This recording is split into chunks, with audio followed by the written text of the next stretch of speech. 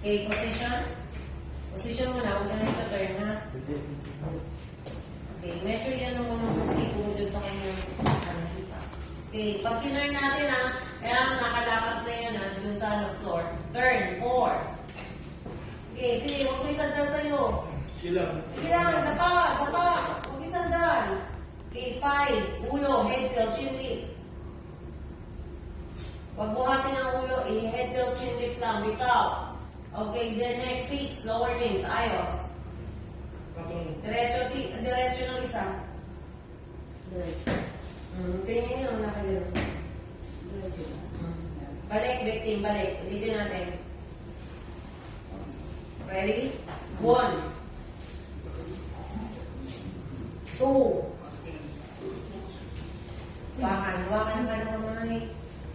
Tanong kamay. 3. Position. 4.